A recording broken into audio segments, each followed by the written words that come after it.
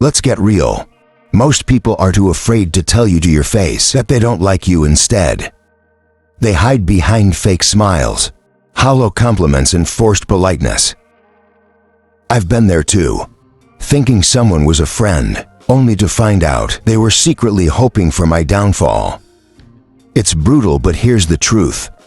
If you don't recognize the signs, you'll end up wasting your time and energy on people who deep down can't stand you. So let's cut through the BS and talk about the signs that someone dislikes you, but is hiding it.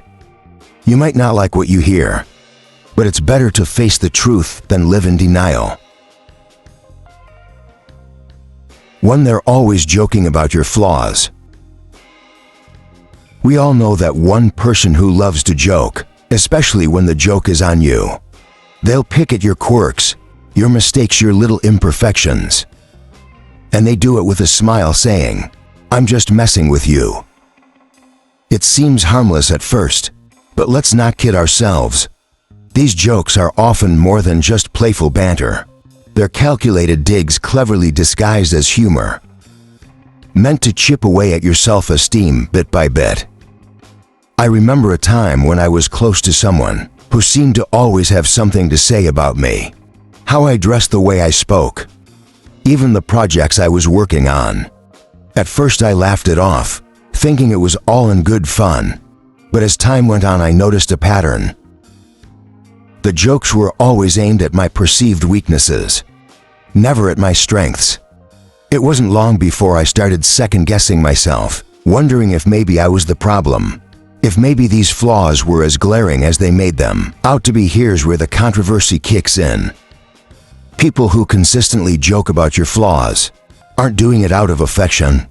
They're testing the waters to see how much disrespect you'll take. It's a subtle form of manipulation, a way for them to assert dominance while keeping you in your place. They're telling you in no uncertain terms that you're beneath them, and the most insidious part, they get away with it because we've been conditioned to believe that if we can't take a joke, we're the ones with the problem. But let's flip that script.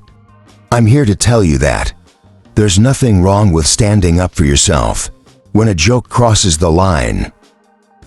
In fact, it's essential. You deserve to be around people who lift you up, not those who knock you down just to get a cheap laugh. True friends don't need to point out your flaws to feel better about themselves. They celebrate your strengths and help you work through your weaknesses without making you the butt of the joke. I've seen it happen time and again. People who let these kinds of jokes slide, thinking it's easier to keep the peace than to make waves. But here's the deep truth. Allowing others to disrespect you, even in jest, is a slippery slope. It starts with small comments, but over time those jokes can wear you down, making you question your worth. And the more you allow it, the more they'll push, until you're left doubting yourself. All because you didn't want to seem too sensitive. I had to learn this the hard way. I realized that by laughing along, I was giving them permission to keep going. I was complicit in my own disrespect. It wasn't until I started pushing back, setting boundaries, that I noticed a shift. Not just in how they treated me, but in how I saw myself. I stopped letting their words define me and started owning my narrative. So here's my advice. The next time someone makes a joke at your expense, don't just laugh it off. Ask yourself, is this really funny? Or is there something more going on here? And if the answer is the latter, don't be afraid to call them out. It might be uncomfortable. It might even end the friendship. But your self-respect is worth far more than someone's misguided sense of humor. In the end, life's too short to surround yourself with people who can't see your value. If their idea of friendship is constantly pointing out your flaws, then it's time to find new friends. The ones who truly care about you will never need to put you down to feel good about themselves.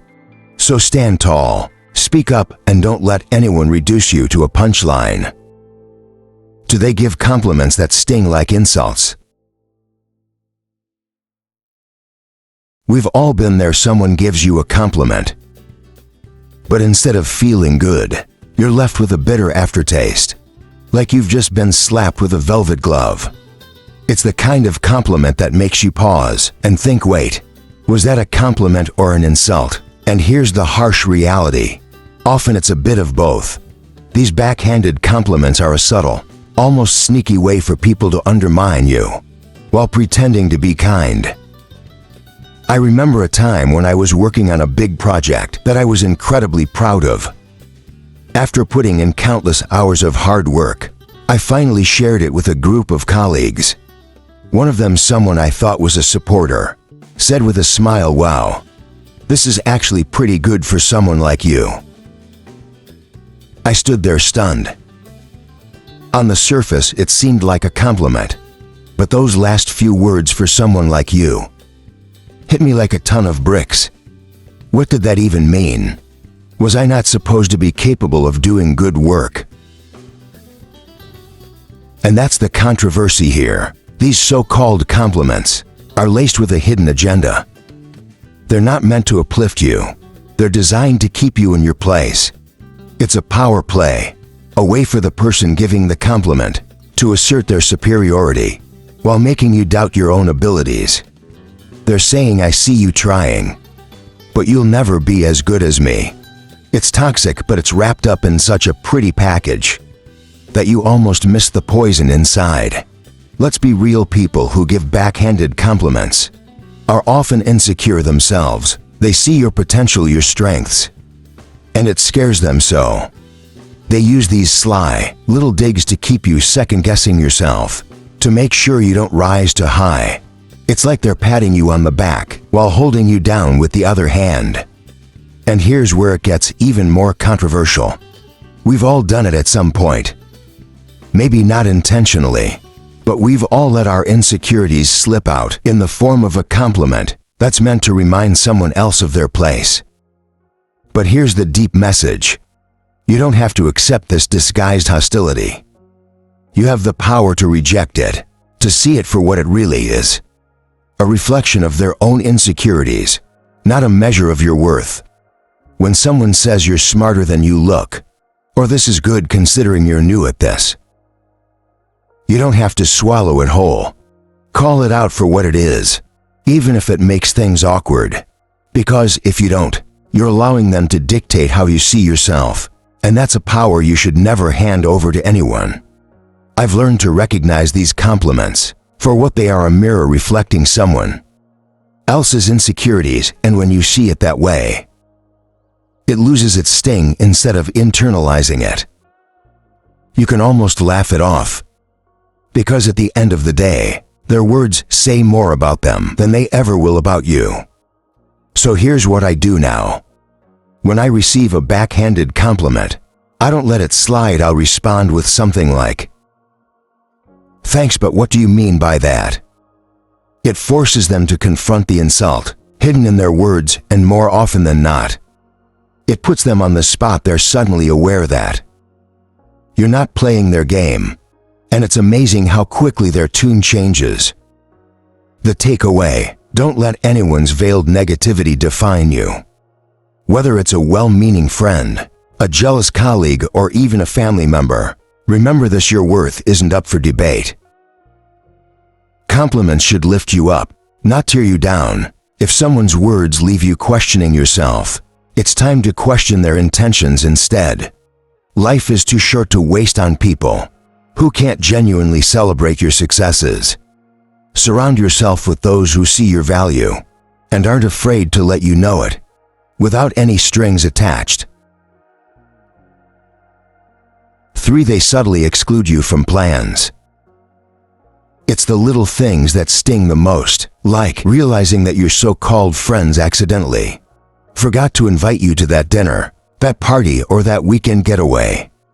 They'll swear it was an oversight, that it was a last-minute thing, or worse, they'll assume you were too busy anyway. But let's be real, these aren't accidents. This is social exclusion in its sneakiest form.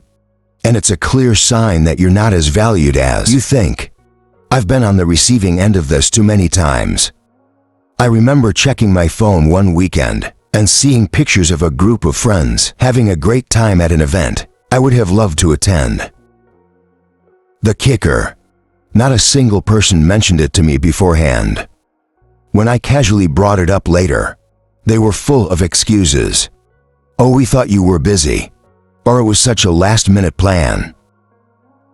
But deep down I knew the truth. If they wanted me there, they would have made sure I knew about it.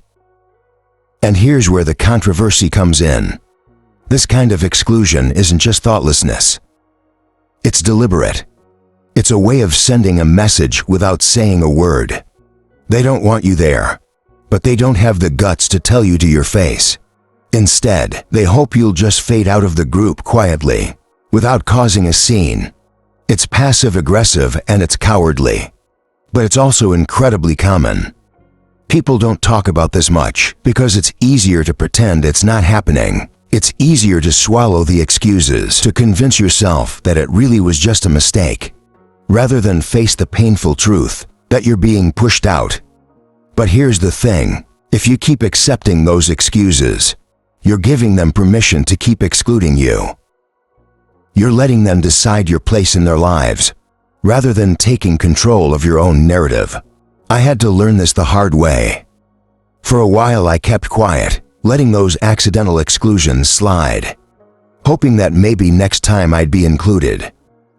But then I realized that by staying silent, I was allowing myself to be treated as an afterthought. So I did something controversial. I started calling them out on it. I'd say, "Hey, I saw you guys went out last weekend. Why didn't anyone invite me?" It wasn't easy, and it definitely made things awkward. But it also forced them to confront their behavior. And guess what? The dynamics changed. Some people got defensive. Others tried to make up for it. But the bottom line was clear. I wasn't going to let them exclude me without a fight. Here's the deep message. If people want you in their lives, they'll make the effort to include you, no matter how last-minute the plan is. And if they don't, then it's time to rethink the value of those relationships. You deserve to be around people who don't make you feel like you're constantly chasing after their approval or their attention. True friends don't forget to invite you. They make sure you're there because they genuinely enjoy your company. So, if you find yourself being subtly excluded from plans, don't just brush it off, confront it. Ask the hard questions and be prepared for the answers, even if they're not what you want to hear. Because at the end of the day, it's better to know where you truly stand than to be left wondering why you were left out again. And remember, you're not a backup option. You're a priority. Surround yourself with people who treat you like one. For they're busy only when it comes to you. We've all heard it before. "I'm so busy these days, sorry, I can't hang out." It's the perfect excuse. After all, who isn't busy? But what happens when you start noticing a pattern? They're always available for others, posting pictures of their outings, catching up with mutual friends. But when it comes to you, suddenly they're swamped. Here's the cold, hard truth. They're not too busy, they're just too busy for you. I've been in that frustrating situation more times than I care to admit. I remember reaching out to a friend I used to be close with, trying to set up a time to catch up. Every time I suggested something, they'd have an excuse: "I'm working late. I've got a lot on my plate. Maybe next week." Meanwhile, I'd see them hanging out with other people, having a great time somehow, always finding a way to make time for everyone, except me. It took me longer than I'd like to admit to see the pattern. The message they were sending was loud and clear. I wasn't a priority in their life anymore. Here's where the controversy comes in. We've been conditioned to accept busy as a valid reason to be pushed aside. But let's be honest, people make time for what and who they care about. If they're constantly busy when it comes to you, it's not about their schedule, it's about their priorities. And that's a hard pill to swallow, because it forces you to confront the reality that you might not be as important to them as they are to you. The harsh reality is, That busy is often a polite way of saying, "I don't want to spend time with you." It's easier for them to blame it on their schedule than to admit that they're choosing not to include you in their life. It's a passive, aggressive way of keeping you at arm's length without having to deal with the confrontation that would come with telling you the truth. They want to keep you on the hook just in case, without actually investing in the relationship. I've been on both sides of this. There were times when I was the one making excuses because I didn't know how to tell someone that I'd outgrown the friendship. But being on the receiving end taught me a valuable lesson. It's better to be honest even if it's uncomfortable than to string someone along with excuses. When I finally called out my friend on always being busy, the conversation was awkward. But it was necessary. It gave me the clarity I needed to move on and invest my time and energy in relationships where I was valued. And here's the deep message. Your time is precious and so is your energy. Don't waste it on people who can't be bothered to make time for you. If someone is constantly too busy for you, it's time to reassess the relationship. You deserve to be around people who are excited to see you, who make an effort to include you in their lives, not just when it's convenient for them, but because they genuinely enjoy your company. It's important to recognize that people change, and so do relationships. Sometimes we hold on to people out of habit, nostalgia, or fear of being alone, even when they've clearly moved on. But there's strength in letting go, in acknowledging that you deserve more than someone's leftover time. It's not about being needy or demanding.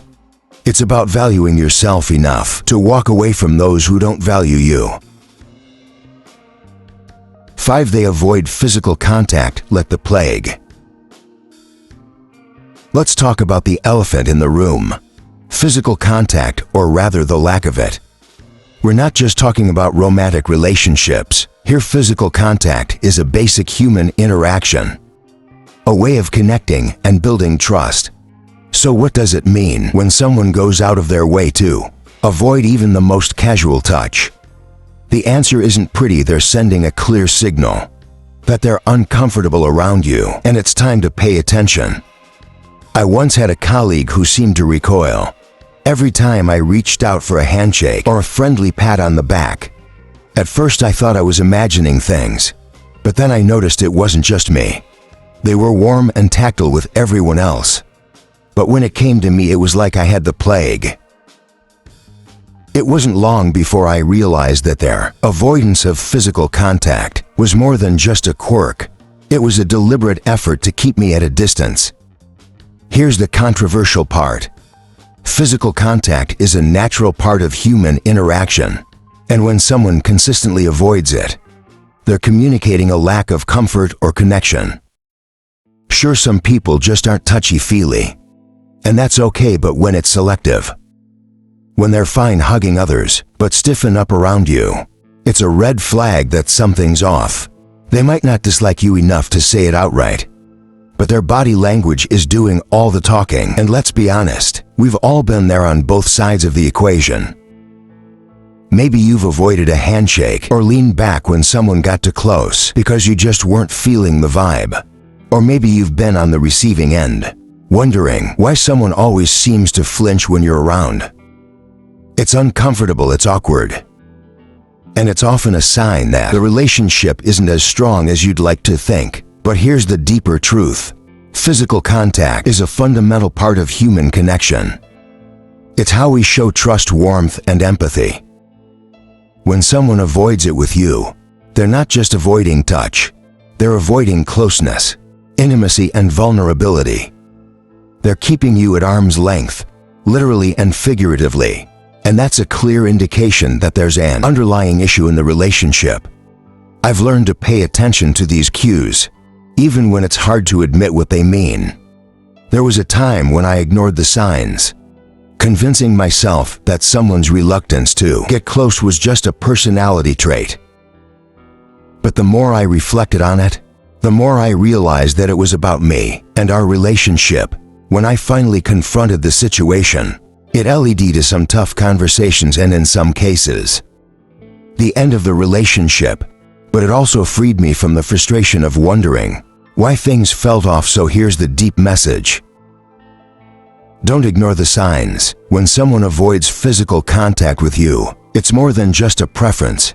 It's a statement about their level of comfort and connection with you. If you notice this pattern, don't be afraid to address it. It might lead to a deeper understanding, or it might reveal that the relationship isn't as solid as you thought. Either way, it's better to confront the truth than to live in denial. And remember, you deserve relationships where physical contact isn't something to be avoided, but something that happens naturally and comfortably. Whether it's a friendly hug, a handshake, or just sitting close without feeling awkward. These small gestures build trust and connection. If someone consistently avoids them, it's a sign that something's not right. Don't be afraid to ask the tough questions, and if necessary, make the tough decisions. Life's too short to be surrounded by people who keep you at a distance, literally and figuratively. 6. They disappear when you need support. Let's get real. Nothing reveals the true nature of a relationship like a crisis when the going gets tough. You find out who your real friends are. So what does it say about someone when they vanish the moment you need them most? It's not just a sign of flakiness. It's a neon warning that they're not as invested in you as you might have thought.